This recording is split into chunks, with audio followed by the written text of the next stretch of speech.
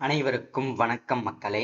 இந்த ஒரு வீடியோல நம்ம எதை பத்தி பார்க்க போறோம் அப்படின்னா, எல்லாருமே போட்டோலயே, தம்ப்நெயில்லயே, டைட்டில்லயே பார்த்திருப்பீங்க மக்களே. ஆமாங்க, எல்லாருமே பார்த்தது உண்மைதாங்க. வரக்கூடிய 1/8/2025 முதல் நகை அடமான கடன்கள், அதாவது 5 பவுனுக்குள்ள இருக்கக்கூடிய நகை அடமான கடன்கள் அனைத்தும் தள்ளுபடி செய்யப்படும் என்று தமிழக அரசு அறிவிப்பு கொடுத்திருக்கிறாங்க. இந்த நகை அடமான கடன்களை பொறுத்த வரைக்கும் 5 பவுனுக்குள்ள இருக்கணும், 40 கிராமுக்குள்ள இருக்கணும். அதே மாதிரி இந்த குறிப்பிட்ட 10 வங்கிகள்ல நீங்க நகை அடமான கடன்கள் அதாவது அடமானம் வைத்திருந்தால் மட்டுமே நகை கடன் தள்ளுபடி செய்யப்படும் அப்படின்றத தமிழக அரசு தெளிவாகவும் துல்லியமாகவும் தகவல் அறிவிப்பாக கொடுத்திருக்கிறாங்க. சரிங்களா? இந்த நகை கடன் பெறுவதற்கு கிட்டத்தட்ட இந்த தடவை நிறைய நிபந்தனைகள் கொடுத்திருக்கிறாங்க. ஏன்னா 2021 முதல் நிறைய மாற்றங்கள் கொண்டு வந்திருக்காங்க. ஏன்னா 2021 நகைக்கடன் தள்ளுபடி செஞ்சதுல நிறைய முறைகள் நடந்துருச்சு. ஸோ அதனால இந்த தடவை அதை நாங்க விட மாட்டோம். இந்த ஸ்கீம் கொண்டு வந்ததே ஏழை எளிய மக்கள் பயன்பெறணுன்றதுக்காக தான். ஸோ அதை நாங்க இந்த தடவை தெளிவா கொடுக்க போறோம்னு சொல்லியிருக்காங்க. கிட்டத்தட்ட இந்த தடவை நகைக்கடன் தள்ளுபடி செய்வதற்கு மட்டும் நிபந்தனையாக 51 விதமான ஆவணங்களை சேகரித்து அதை எல்லாமே உண்மைத்தன்மை எல்லாமே கண்டறிந்து அரசை ஆராய்ந்து தான் அதுக்கப்புறம் தான் உங்களுக்கு நகைக்கடன் தள்ளுபடின்றதையும் சொல்லியிருக்கிறாங்க. அந்த 51 விதமான டாக்குமெண்ட்லாம் என்னன்றதையும் பார்க்கலாம்.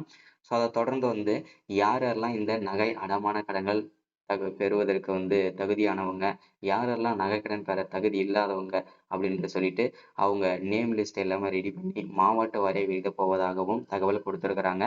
ஸோ அது எப்படிலாம் என்ன ஏதுன்றதையும் தெளிவாகவும் துல்லியமாகவும் நம்ம பார்க்கலாங்க.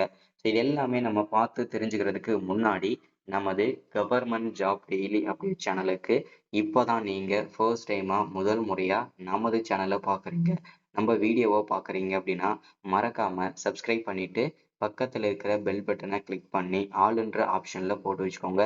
அப்பதான் நம்ம போடக்கூடிய அரசு துறையில இருந்து வரக்கூடிய எல்லா விதமான கவர்மெண்டோட ஜாப்ஸ் அப்டேட்ஸ் நோட்டிபிகேஷன் இது எல்லாமே நீங்க உடனுக்குடனே நமது சேனல்ல ஈஸியாவே துல்லியமாவே தெரிஞ்சுக்க முடியும். சரிங்களா? ஸோ அது மட்டும் இல்லாம உங்களுடைய ஃப்ரெண்ட்ஸ், ரிலேட்டிவ்ஸ், கான்டாக்ட்ல இருக்கிறவங்க எல்லாருக்குமே ஷேர் பண்ணீங்கன்னா ரொம்ப ரொம்ப பயனுள்ளதா இருக்குங்க. நான் இந்த மாதிரி முக்கியமான வீடியோஸ் அப்டேட் நோட்டிபிகேஷன்லாம் நமது சேனல்ல தான் ரெகுலரா அப்டேட் ஆயிட்டு இருக்கும். முடிஞ்ச அளவுக்கு எல்லாருக்குமே ஷேர் பண்ணுங்க. சரிங்களா? சரி, ஓகே, வாங்க வீடியோக்குள்ள போகலாம். நகை கடன் தள்ளுபடி யாருக்கு? நிபந்தனைகள் நியாயமா அப்படின்னு சொல்லியிருக்காங்க. ஸோ அதை பத்தின தெளிவான அப்டேட் பார்க்கலாங்க. சரிங்களா? நகைக்கடன் தள்ளுபடி என்கிற தமிழக அரசின் அறிவிப்பு மிகப்பெரிய குழப்பத்தை, விவாதத்தை, விமர்சனத்தை, சர்ச்சையை ஏற்படுத்தியுள்ளது என்றே சொல்லலாம் அப்படின்னு சொல்லியிருக்கிறாங்க. நாங்கள் ஆட்சிக்கு வந்தால் கூட்டுறவு வங்கிகளில் பெற்றுள்ள பயிர்க்கடன்கள் மற்றும் நகைக்கடன்கள் தள்ளுபடி செய்யப்படும் என கடந்த சட்டப்பேரவை தேர்தலின் போது திமுக வாக்குறுதி அளித்திருந்தது.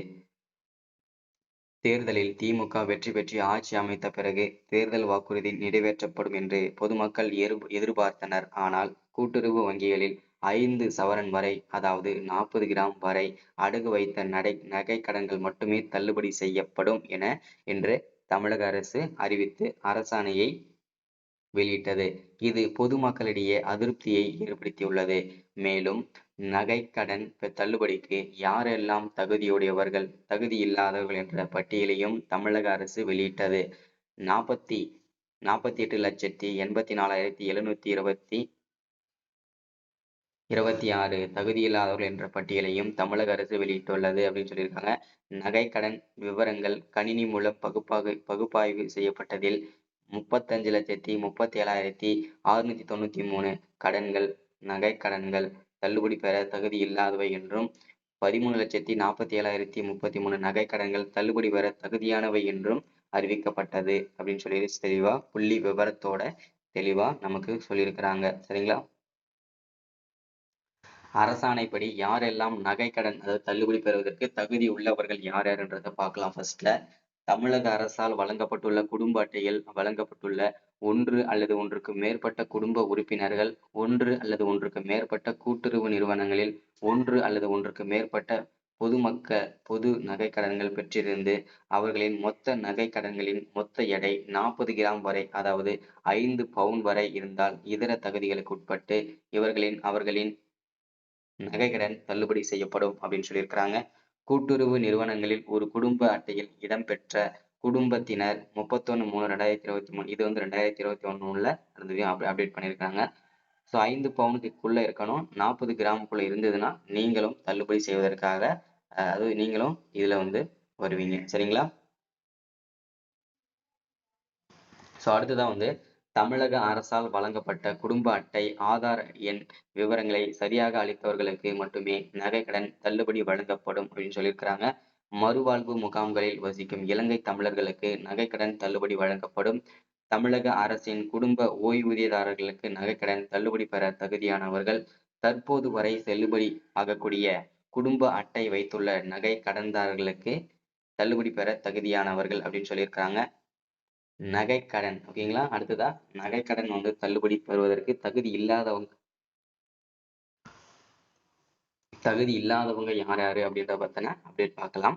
தமிழக அரசால் வழங்கப்பட்டுள்ள குடும்ப அட்டையில் வழங்கப்பட்டுள்ள ஒன்று அல்லது ஒன்றுக்கு மேற்பட்ட குடும்ப உறுப்பினர்கள் அல்லது ஒன்றுக்கு மேற்பட்ட கூட்டுறவு நிறுவனங்களில் ஒன்று அல்லது ஒன்றுக்கு மேற்பட்ட பொது நகை கடன்கள் பெற்றிருந்து அவர்களின் மொத்த நகை கடன்களின் மொத்த எடை 40 கிராமுக்கு மேல் அதாவது 5 பவுனுக்கு மேல் இருந்தால் அவர்களின் நகை கடன் தள்ளுபடி செய்யப்பட மாட்டாது அப்படின்றதையும் தெளிவா சொல்லியிருக்கிறாங்க.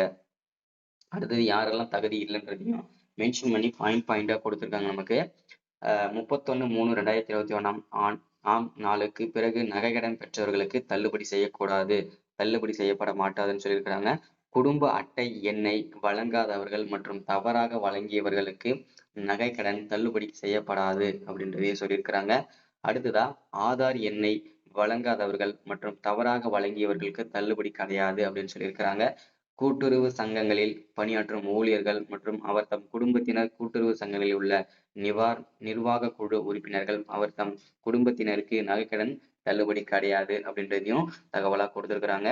அடுத்தது அனைத்து அரசு ஊழியர்கள் மற்றும் அவர் தம் குடும்பத்தினருக்கு நகைக்கடன் தள்ளுபடி இல்லை அப்படின்றதையும் சொல்லியிருக்கிறாங்க. எந்த பொருளும் வேண்டாத குடும்ப அட்டையினருக்கு நகைக்கடன் தள்ளுபடி கிடையாது அப்படின்றதையும் சொல்லியிருக்கிறாங்க. 2021 ஆண்டு பயிர்க்கடன் தள்ளுபடி பெற்றவர்கள் மற்றும் குடும்ப அட்டையின்படி இடம்பெற்றுள்ள அவர் தம் குடும்பத்தினருக்கு நகைக்கடன் தள்ளுபடி கிடையாது அப்படின்னு சொல்லியிருக்கிறாங்க. பயிர்க்கடனை நீங்க வந்து பாத்தீங்கன்னாக்க தள்ளுபடி வாங்கிட்டீங்க அப்படின்னா உங்களுக்கு நகைக்கடன் தள்ளுபடி கிடையாது. ஒருவேளை நீங்க நகைக்கடன் தள்ளுபடி வாங்கிட்டீங்க அப்படின்னா பயிர்க்கடனும் தள்ளுபடி ஆகாதுன்றதையும் தெளிவா மென்ஷன் பண்ணியிருக்காங்க. ஏதாவது ஒண்ணுதான் தள்ளுபடி செய்ய முடியும் ஆகும் அப்படின்றதையும் சொல்லியிருக்காங்க. நகைக்கடன் தொகையை முழுமையாக செலுத்தியவர்களுக்கும் நகைக்கடன் கிடையாது, தள்ளுபடி கிடையாதுன்னு சொல்லியிருக்காங்க. ஒன்று அல்லது ஒன்றுக்கு மேற்பட்ட நகைக்கடன்கள் மூலம் மொத்த எடை 40 கிராமுக்கும் கூடுதலாக பெற்ற அந்தியோதய அன்ன யோஜனா குடும்ப அட்டைதாரர்களுக்கு நகைக்கடன் தள்ளுபடி கிடையாது அப்படின்றதையும் சொல்லியிருக்காங்க. நகைகளே இல்லாம ஏட்டளவில் வழங்கப்பட்ட நகை கடன்களுக்கு தள்ளுபடி கிடையாதுன்னு சொல்லியிருக்காங்க. போலி நகைகளுக்கு வந்து நகைக்கடன் தள்ளுபடி கிடையாதுன்னு சொல்லியிருக்காங்க. சுய விருப்பத்தின் பேரில் நகைக்கடன் பெற்ற விரும்பமில்லாதவர்கள் அவங்களுக்குமே வந்து பாத்தீங்கன்னா நகைக்கடன் பெறுவதற்கு தகுதி இல்லாதவன்னு சொல்லியிருக்காங்க.